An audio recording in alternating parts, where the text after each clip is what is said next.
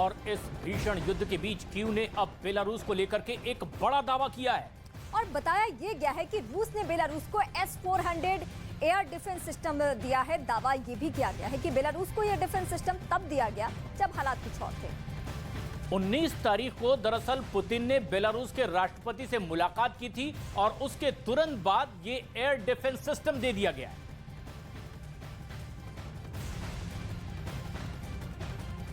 Belarus को अब air defence system मिला है।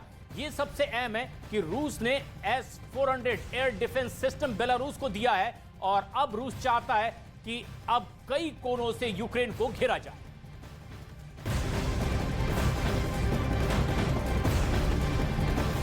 इससे पहले कि ये जंग पूरी दुनिया को अपनी चपेट में ले ले, 99 साल के वॉर एक्सपर्ट ने पुतिन और ज़ेलेंस्की दोनों को बहुत बड़ी सलाह दी है। दरअसल वर्ल्ड वॉर ना हो, इसके लिए इस एक्सपर्ट की बात को समझना भी बहुत जरूरी है। उसकी वार्निंग ऐसी है कि बाइडेन भी घबरा जाएंगे।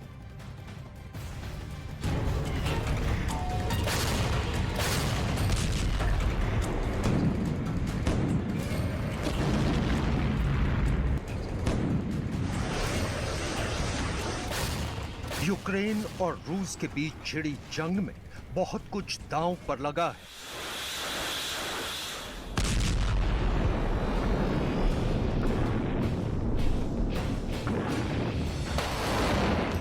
दांव पर लगी है एक मुल्क की आजादी।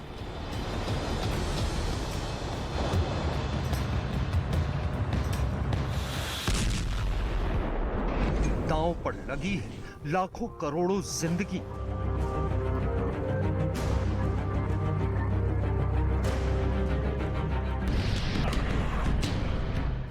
दांव पर लगी है रूस जैसे महाशक्तिशाली देश की साख। दांव पर लगी है पुतिन की कभी हार न मानने वाली जिद।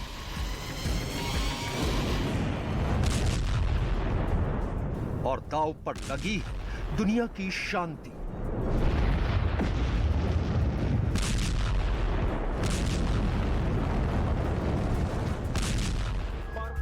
इस वक्त जब पूरी दुनिया को तीसरे विश्व युद्ध का डर सता रहा है और दुनिया की सबसे बड़ी सेना वाले नेटो चीफ की भी नींद डर ने उड़ा रखी है, वो नाम है वर्ल्ड वॉर 3।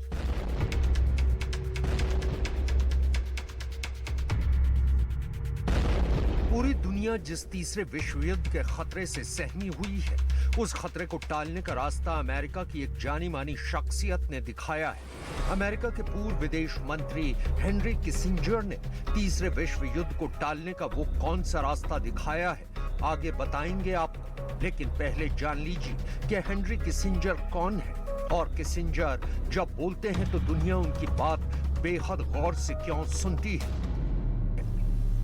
दरअसल हेनरी किसिंजर वो शख्स हैं जिनकी पहल पर 1949 में चीन और अमेरिका के रिश्ते पहली बार सामान्य हुए थे। इसलिए उस हेनरी किसिंजर की सलाह सुनना बेहद जरूरी है, क्योंकि उनकी सलाह किसी जमाने में अमेरिकी राष्ट्रपति रिचर्ड निक्सन भी मानते थे।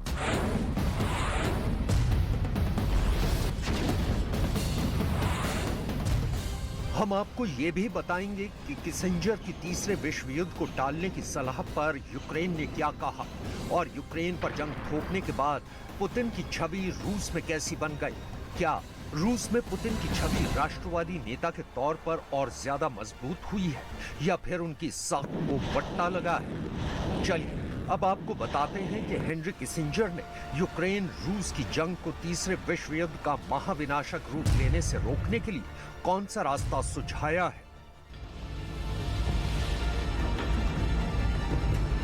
दरअसल किसिंजर ने रूस और यूक्रेन समेत पूरी दुनिया को दो अहम सुझाव दिए हैं, जिस पर अगर दुनिया अमल करती है तो धरती को बंजर और वीरान होने से बचाया जा सकता है।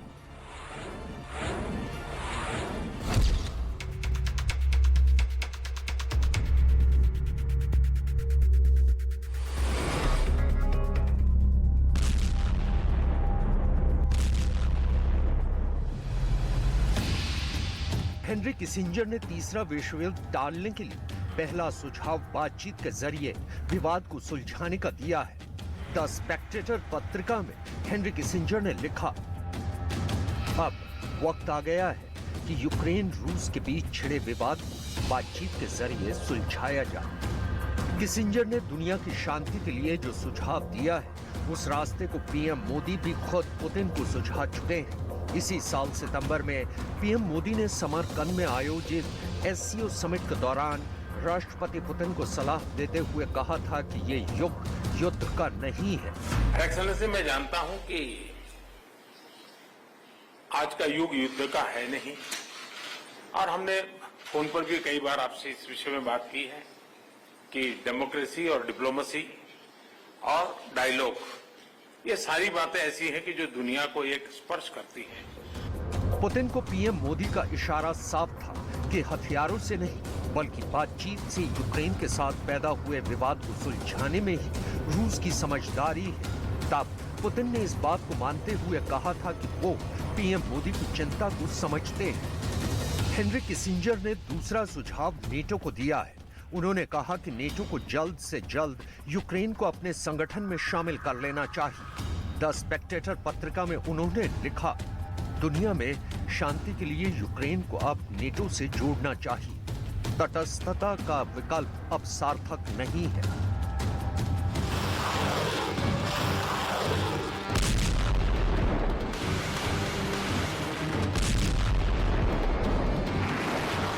दरअसल ये वही कारण था जिसकी वजह से रूस ने 10 महीने पहले यूक्रेन पर चढ़ाई की थी। उस वक्त यूक्रेन ने नेटो में शामिल होने की कोशिशें तेज कर दी थी, जिससे पुतिन भड़क उठे थे। उन्होंने जेलेंस्की को नेटो में शामिल न होने की चेतावनी दी, लेकिन जेलेंस्की नहीं माने। आखिरकार फाइनल वार्निंग देने के बाद भी जब यूक्रेन नहीं माना, तब पुतिन ने अपनी सेना को यूक्रेन पर चढ़ाई का आदेश दे दिया। इससे पहले अमेरिका के पूर्व राष्ट्रीय सुरक्षा सलाहकार हेनरी किसिंजर ने मई के महीने में भी रूस को युद्ध विराम का प्रस्ताव दिया था, लेकिन शर्त रखी थी कि रूस को पहले अपने सैनिकों को वापस बुलाना ही होगा। और इसके बाद जो बातचीत होगी उसमें रूस के कब्जे वाले क्रीमिया पर भी बातचीत होगी।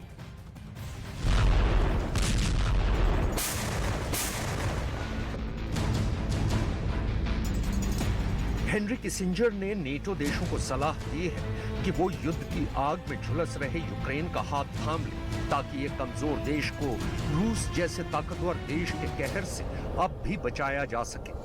क्योंकि नेटो का हिस्सा बनते ही यूक्रेन पर रूस को हमला बंद करना होगा।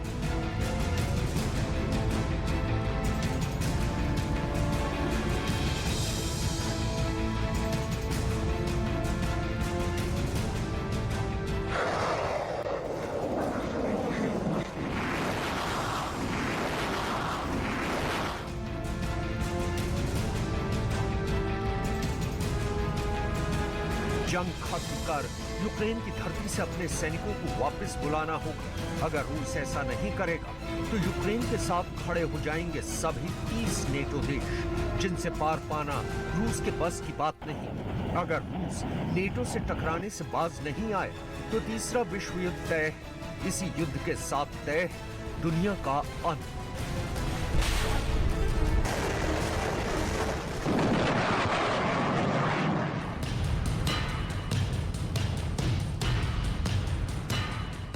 इससे पहले हेनरी किसिंजर ने मई के महीने में भी रूस को युद्ध विराम का प्रस्ताव दिया था, लेकिन शर्त रखी थी कि रूस को पहले अपने सैनिकों को वापस बुलाना होगा। फिर इसके बाद जो बातचीत होगी उसमें रूस के कब्जे वाले क्राइमिया की भी बात होगी। तब रूस ने किसिंजर के प्रस्ताव को सिरे से खारिज कर दिया था।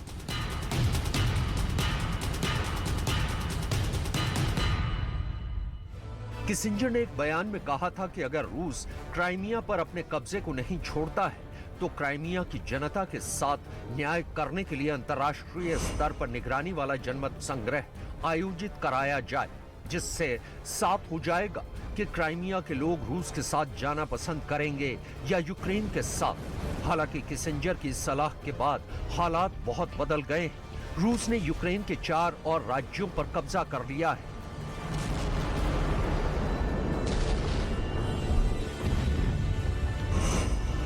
रूस ने क्राइमिया पर 2014 में जनमत संग्रह के जरिए कब्जा कर लिया और इसी साल 30 सितंबर को रूस की सीमा से लगे यूक्रेन के 4 राज्य डोनेस्क, लुहांस्क, ज़ेपोरिजिया और खेरसोन को अपने देश में मिला लिया।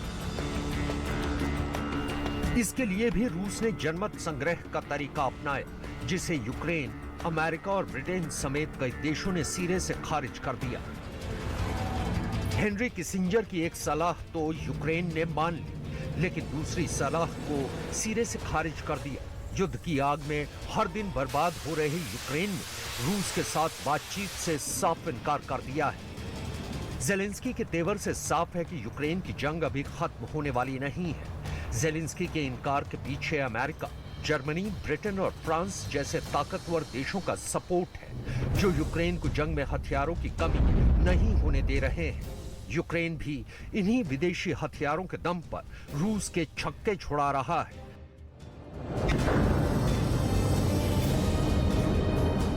10 महीने की जंग के बाद भी रूस के सैनिक कीव में कदम नहीं रख पाए हैं, तो इसके पीछे यूक्रेन में मौजूद वो विदेशी हथियार ही हैं जिन्होंने रूसी सैनिकों के आगे लक्ष्मण रेखा खींच दी है।